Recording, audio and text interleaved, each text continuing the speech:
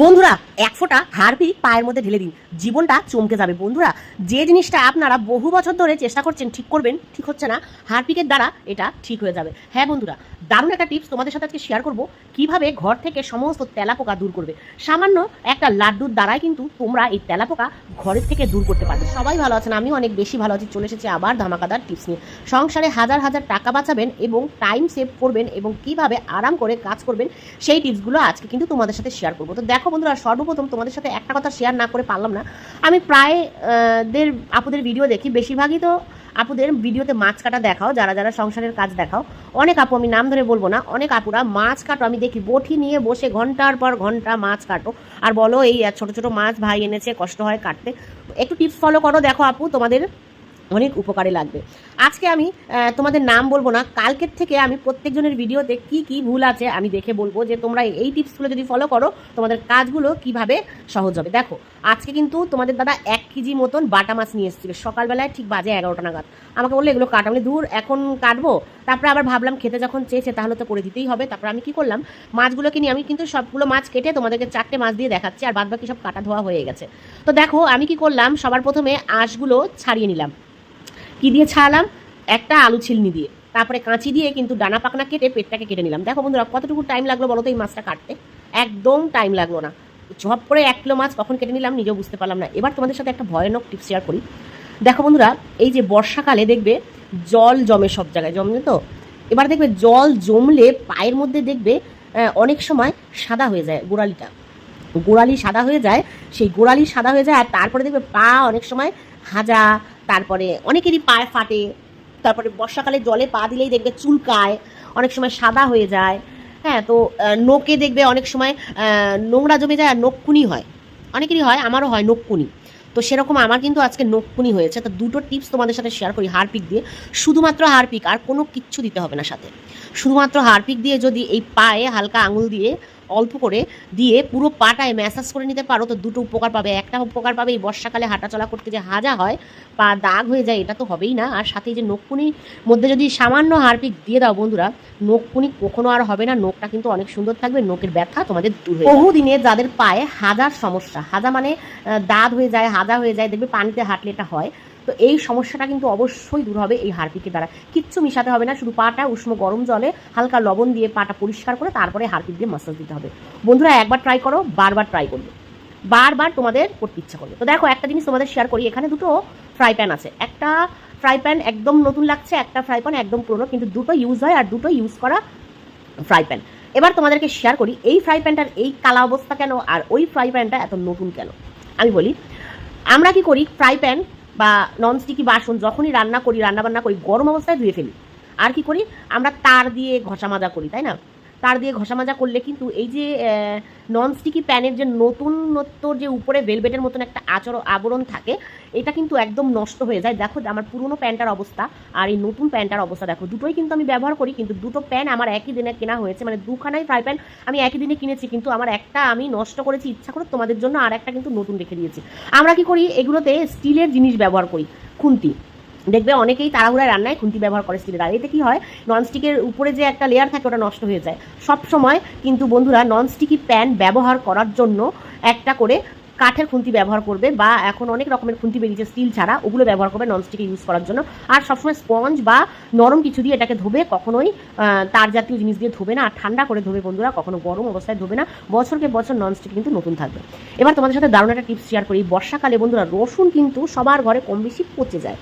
তো রসুন কিভাবে ভালো রাখবে, রসুনকে কিভাবে ভালো রাখা যায় মাসের পর মাস, বা রসুনকে তোমরা কিভাবে দীর্ঘদিন সংরক্ষণ করবে, সেই টিপসটা তোমাদের শেয়ার করি। দেখো, প্রথমে যে কোনো একটা কন্টেনারের মধ্যে এই রসুনগুলোকে ছাড়িয়ে রেখে দেবে, মানে রসুনগুলো আস্ত অবস্থায় রাখাবে না, কোয়াগুলোকে ছাড়িয়ে নেবে। ছাড়িয়ে নেওয়ার পরে একটা কন্টেনারের মধ্যে রেখে এরকম একটা প্লাস্টিক দিয়ে কিন্তু এটাকে ঢুকিয়ে দিতে হবে, মানে প্লাস্টিকের মধ্যে টিফিন বক্সটাকে ঢুকিয়ে তারপর একটা চুড়ি পরিয়ে দাও। আর চুড়ি পরিয়ে দেওয়ার পরে এই যে হ্যান্ডেল দুটো আছে তলা দিয়ে কোনো কিছু দিয়ে আটকে দাও। আর এই খোলা অংশটা মাত্র এইটুকুই থাকবে, পুরোটা খোলা রাখবে না, হালকা খোলা থাকবে, মানে ছোট্ট একটা খোলা রয়েছে দেখো, ফুটো মানে চুরির সাইজে যতটা ফুটো ততটাই কিন্তু খোলা থাকবে। আর তার মধ্যে 1 চামচ লবণ আর 1 চামচ চা পাতা দিয়ে দাও। বন্ধুরা 6 মাস 7 মাস কিন্তু এরকম রসুন রেখে দিতে পারবে, শুকিয়ে যাবে না রসুন, আর কখনো রসুন খারাপ হবে না। অনেকেই রসুন বেশি বেশি করে নিয়ে আসে, তো এই টিপসটা ফলো করবে। যখন বেশি রসুন আনবে, রসুনে অবশ্যই চা পাতা আর হালকা লবণ দিয়ে এইভাবে মিক্স করে রেখে দাও, আর সামান্য খোলা রাখবে, যাতে বেশি খোলা না থাকে, অল্প খোলা থাকে, তাহলেই কিন্তু রসুন ভালো থাকবে, হাওয়াও লাগবে, আর তার সাথে কী হবে, রসুনগুলো কিন্তু অনেক দিন সুরক্ষিত থাকবে। বিশেষ করে বর্ষাকালে এই কাজটা করতে পারো বন্ধুরা। আমি কিন্তু বিশেষ করে বর্ষাকালে এই কাজটা করি। বর্ষাকালে স্যাঁতস্যাঁতে হয়ে যায় আর রসুন পচে যাওয়ার সম্ভাবনা থাকে, রসুনকে তোমরা এইভাবে স্টোর করতে পারো। এবার তোমাদেরকে একটা দারুণ দারুণ দারুণ দামি জিনিস শেয়ার করি। দেখো কি দামি জিনিস। বাড়িতে কার কার তেলাপোকা মানে আরশোলা বা ককরোচ ভরে গেছে বলো, কমেন্টে আমাকে এক্ষুনি বলো যে আমার ঘরে ভরে গেছে, তাদের জন্য আজকের এই টিপসটা। তো দেখো, তেলাপোকা দূর করার 1 নম্বর উপায়, নিয়ে নাও ঘর থেকে 1 চামচ কর্নফ্লাওয়ার। কর্নফ্লাওয়ার নেওয়ার পরে কর্নফ্লাওয়ারের মধ্যে দেবে 1 চামচ বেকিং সোডা, আর দেবে কি 1 চামচ বরিক পাউডার। বন্ধুরা অবাক হচ্ছ? হেসো না, ভীষণ দামি একটা জিনিস তোমাদেরকে দেখাচ্ছি। এটা একটা ভয়ঙ্কর জিনিস, আর এটা কিন্তু একদম খুবই খারাপ একটা জিনিস।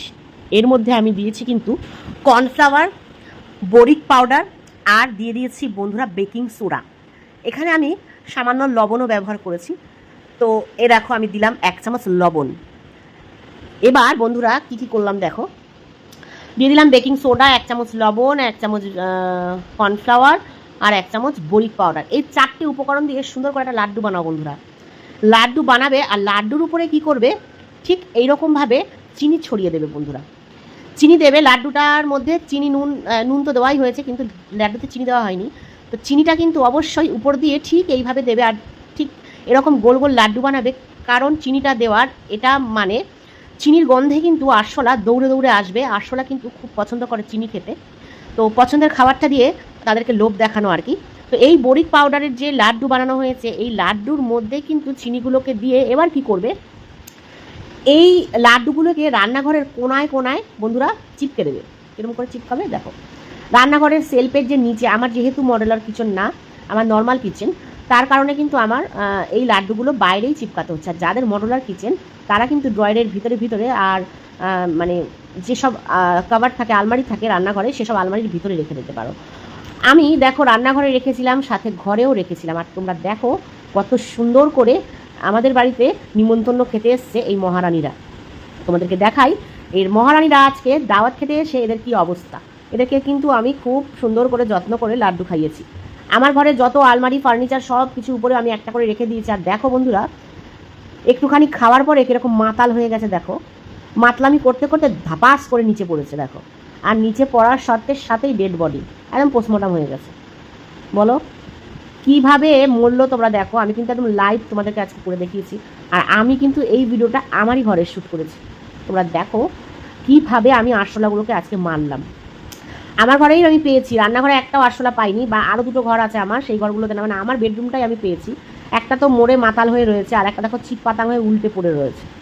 ও কোনো হোশই নেই, উল্টে পড়ে রয়েছে দেখো, মানে নেশা হয়ে গেছে। এবার যতগুলো আরশোলা আমি পেয়েছি বন্ধুরা, প্রত্যেকটা নিয়ে ফেলে দিয়েছি। এইভাবে কিন্তু আমার ঘরে না হলেও 5 থেকে 10খানা আরশোলা আমি পেয়েছি। জানি না কোথা থেকে এই ঘরে আসে, আমি এত যত্ন করে ঘর বাড়ি রাখি বন্ধুরা, তারপরেও কীভাবে যে এরা ঢুকে পড়ে আমি নিজেও বুঝতে পারি না। তো ভিডিওটা ভালো লাগলে অবশ্যই লাইক কমেন্ট করে পাশে থাকবে। যারা যারা এখনো পর্যন্ত লাইক করতে আর কমেন্ট করতে ভুলে গেছো, অবশ্যই একটা লাইক কমেন্ট করে দিও। আর যারা নতুন বন্ধু তারা প্লিজ চ্যানেলটাকে সাবস্ক্রাইব করে নিও। তোমাদের অনেক উপকারী ভিডিও আমি তোমাদের সাথে শেয়ার করি।